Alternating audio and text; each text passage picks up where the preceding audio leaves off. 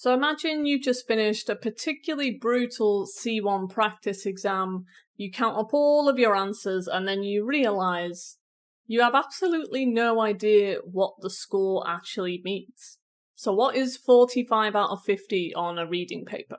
Is it a pass? Is it a grade A? What on earth is a Cambridge scale score of 203? So the way that Cambridge marks exams is pretty confusing, and most textbooks don't really explain it very well. But understanding it can really be the difference between if you pass or fail this exam. So in this video today, I'm going to be breaking down the entire scoring system in plain, simple English, and by the end of the video you'll know exactly how your exam is marked and how to accurately calculate your own scores at home. So if you want to stop guessing how close you are to a pass and actually start understanding your real score, stick with me here, and we will be going through the entire process of how your exam is marked. But before we do that, please make sure that you are subscribed to the channel. I upload long-form content every week and I upload shorts every single day. So make sure that you're subscribed and you give this video a like as well if you learned something new today. Right, we're going to get started on how to mark your exam.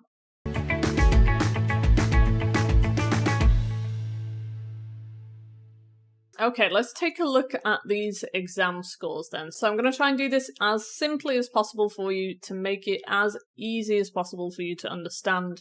Before we do take a look at the marks, first of all, why is it important? Why do you actually need to know this if the examiner's just going to do it anyway? So first of all, I would suggest before you go into the exam to take at least one practice test. There are 2 practice tests available for free on the Cambridge website. I'll put the link in the description so that you can get those there. Download them, take them under exam conditions, so time yourself.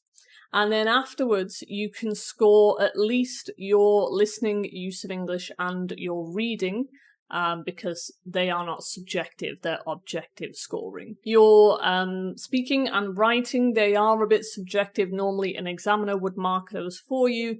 I do have a writing correction service, I'll put it up there. And I will be putting a practice test service on my website soon as well, so that I can mark your practice tests for you if you want them properly marked. But if you want to do it at home, this is why you need to know it. So, take a practice test, then from your practice test, you can set an achievable goal for you to pass the exam. You can set a date for yourself and think, okay, I'll give myself 3 months from now because I'm like just on the border of passing. If you're a bit below that, I would suggest more like 6 months to a year.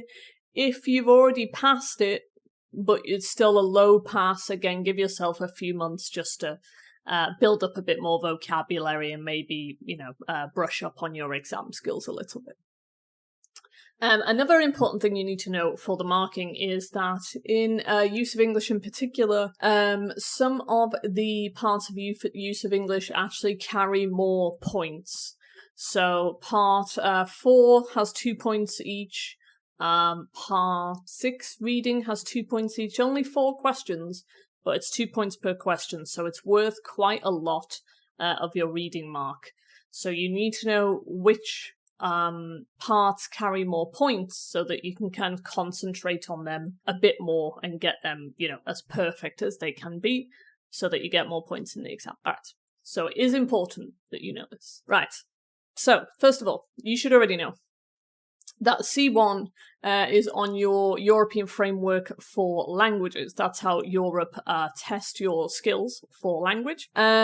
Scale scores, European scale scores, or the Cambridge scale scores, if you get 160 to 179 points, you fail the exam. You only get a B2 grade. Okay, you need minimum 180 Cambridge scale score to get a grade C. Now be careful with these scale scores because that does not equate to the amount of points you get in your exam. They're 2 different scores. I'm going to explain this in a second if you're kind of a bit confused about this. So 180 scale score to pass at a grade C, 193 to get a grade B, 200 to get a grade A. That's actually C2 level rather than C1 level. but you will not get a C2 certificate if you get that high level. It will still be graded at a C1. Right. And to pass the exam, you need a minimum of 60% in order to pass. On average, you need a minimum of 60%. Okay. Right. Talking about these Cambridge scale scores, very confusing this. Let's take a look. So, your raw scores, so the maximum points that you get in the exam for reading is 50. The maximum points you can get in your Cambridge C1 exam is 50 for reading. For use of English, it's 28. For writing, it's 40. Listening is 30, and speaking is 75. So the maximum number of points you can get in the exam is 223. However, that does not equate to your Cambridge scale score. So the maximum Cambridge scale score you can get is 210, which is clearly different to 223. So I often get a lot of students asking, well, how do I know what my Cambridge scale score is then if it doesn't actually add up in terms of the points that I get in the exam? I don't know why Cambridge do this. But they don't make it easy for you to calculate your Cambridge scale score. So basically, every exam is different. Not only the levels of the exam, but each exam that they put out every year is different, which is why there is no simple single mathematical formula for translating your raw points into a Cambridge scale score. So instead, what Cambridge do is that they choose these milestones for each specific exam paper based on difficulty. So the Cambridge C1 milestones are generally 160, 180, 200, and 210 scale score points. What does that mean? So these score thresholds, they're not fixed. Okay, again, every exam is different, every year is different. So they do not put these milestones as fixed every year. They are actually decided after the exams are collected and after they've collected all of the marks from all of the people that do the exam that year. Not only that, but they are pre-tested as well. So usually any C1 exam that you sit is going to be pre-tested or kind of practice on previous groups of students from past years. So Cambridge then know exactly how hard those questions are. And then they use that as a baseline to measure the ability of students sitting the exam this year. So their kind of post-exam review that they do, if the data that they collect, all of the answers that they collect from people that have sat the exam this year, if the top 10% of students globally who get a grade A only manage to get 41 points, let's say, in their reading paper, Cambridge automatically set a grade A at 41 raw points. And then they'll convert that into their Cambridge scale score of 200 to 210. So for that year, you'll have to get 41 points to get 200 to 210 scale score. But you won't know that until after the exam has been set. That's the problem, because they're taking it from people who have sat the exam that year, and then they base the baseline grades on that year. So unfortunately, there's no way to know before you go into the exam how many exact points you need in each part of the exam to pass that exam.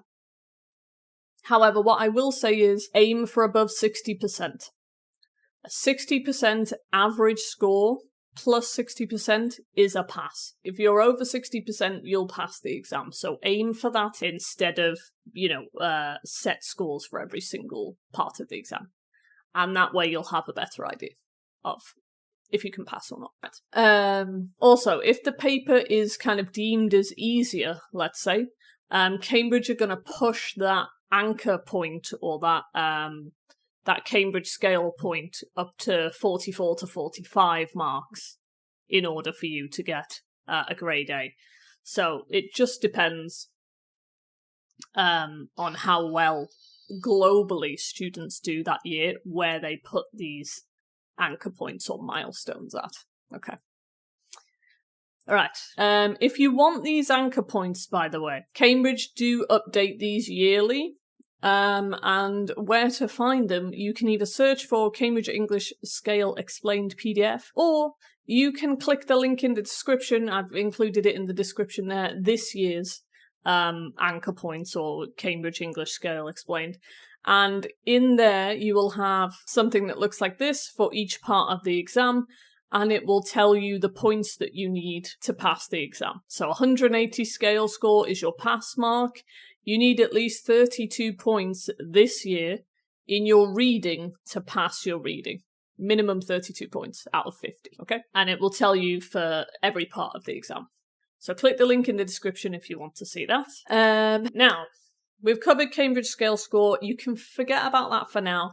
Now I'm going to show you how to mark your exam properly in each part of the exam. So, things you need to be aware of. That every part of the exam is weighted equally. So even though your use of English is only worth 28 points, but your reading is worth 50 points, they are both worth the same amount in your exam. They're both worth 20%, okay? So if you get a low mark on use of English, for example, but you get a high mark in reading, you've still got the same amount percentage-wise. You've got a low mark percentage-wise for use of English, okay? So 20% of your exam will be marked low. So that's why you need minimum of 60% average in each of your parts in order to pass, because they're weighted equally. Similarly, if you do bad in one part of your exam, you can still pass your exam, because again, everything's weighted equally. So if you get a really high score, that will pull up your grade, so you won't have to worry too much if one of your skills in particular is not great. Right. Now, let's take a look at each part of the exam. So, we've got reading and use of English. Now, be aware. Although you sit reading and use of English together, it's in the same paper, it's marked separately. They're marked as two different parts of the exam, and again, they both hold 20% of weight each. Okay, we're going to take a look at the use of English scores now. So, part 2 and 3 of use of English, you've got 8 questions and they're 1 point each. Part 4, you've got 6 questions and they're worth 2 points each, so you've got 12 points for part 4. So it's 28 points in total. You need a minimum of 17 points to pass. Again, this is based on the Cambridge scale from this year, current 2026 year. Or actually, no, it would be 2025 because it's based on the people who've done it last year. So 2027 will be based on 2026 and so on and so on. So you need 17 points to pass. To get a grade A, you need 23 points in your use of English. Okay, pretty simple. Right, on to reading. So you've got parts 1, 5, 6, 7, and 8.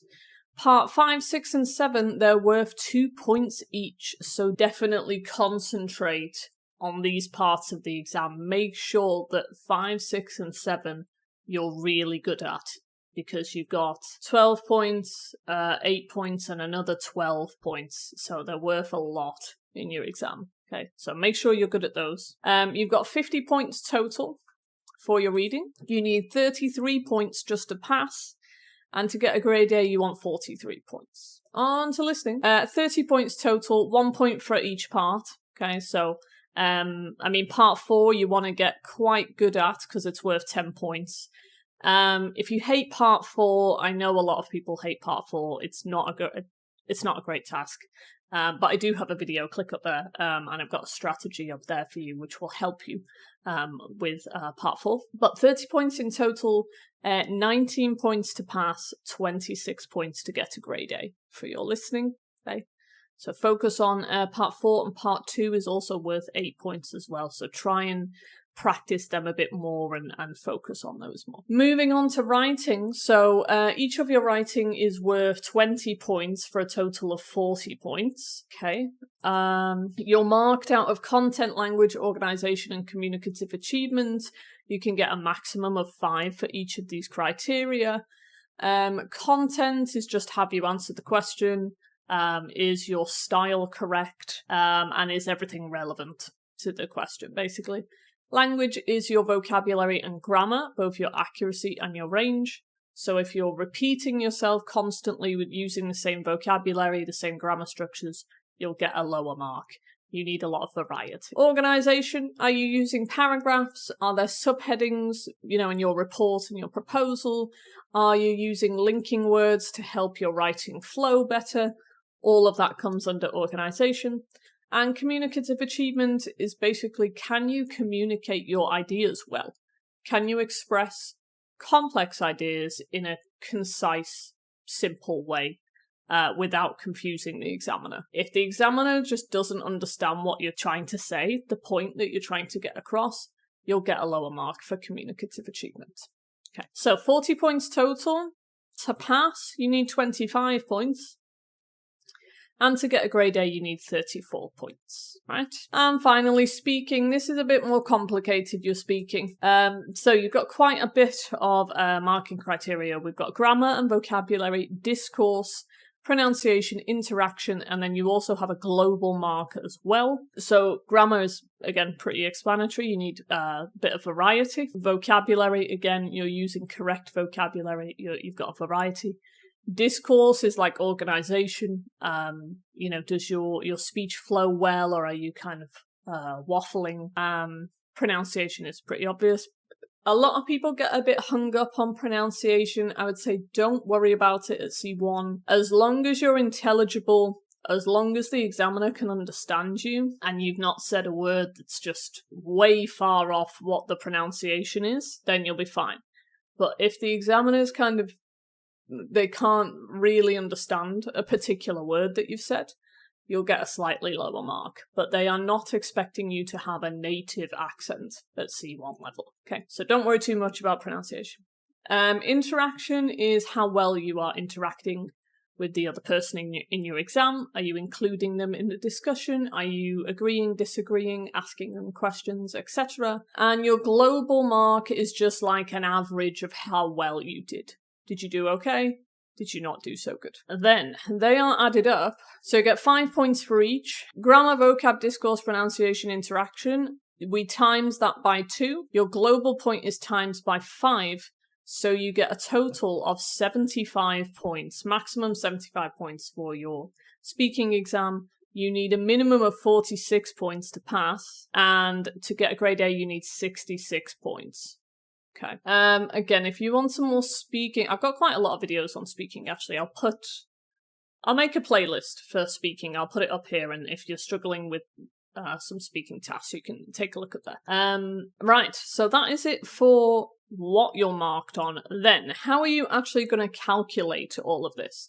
So first, what you have to do is add up each part separately. Each part of your exam, add up all the points for each of those parts. So for example, in reading you might get 35, in use of English you might get 31, listening could be 22, writing you might get 31, speaking you might get 47. So you've got each of your points separate. Then what you're going to do is you are going to divide those points out of how many possible points you can get. So your maximum score for reading is 50. So you do 35 divided by 50 times 100 is 70. So that gives you 70%, all right? Then you can get a maximum score of 28 for use of English, but let's say you get 21. So you do 21 divided by 28 times it by 100, that gives you 75%. And then you continue that with listening, writing, and speaking. So your maximum is 30, 40, and 75, and then you divide how many points you got by that times it by 100, and that gives you your percentages. And then what you're going to do is add up all of the percentages and divide it by how many parts of the exam there are, which is 5. So all of these added up together is 377. Divide that by 5, that gives you 75, or 75.4, which is your final percentage. 75%. So you know that if you've got 75%, you've passed. You need a minimum of 60% on average to pass this exam. Okay, so 75, that's a good score. You're just below a grade B there at 75. You'll notice here, I do have the scale score on it. Again, remember, there's not really a way of you or me personally from figuring this out, because it all depends on how Cambridge figure it out, but there are conversion calculators online that you can use. I'll put one in the description for you again. So I just put this 75% into a conversion score, and it came out with 189, which again is a pass at grade C, but we already knew that you passed anyway because you got 75%. Okay. And that is it. That is how you calculate your Cambridge exam score. Again, if you need help calculating your score, I will be putting a practice exam correction service on my website soon. If it's not out already, click the description and you'll be able to find it there if it's out. Also take a look, click at the links in the description for the free practice tests as well. You can get them there. And if you found this video useful, please do give it a like. It just helps it to get to more people who are practicing for their Cambridge C1 exam as well. And make sure you're subscribed so that you get a video every single week from me and you can keep learning for free and keep preparing for your Cambridge C1 exam. If you need any further help with the exam at all, if you'd like to take any live lessons with me online or any of my Cambridge C1 video courses, you can go to my website at www.englishclassesonline.co.uk and you can find all the information there. That's all from me for today, and I'll see you in another class soon.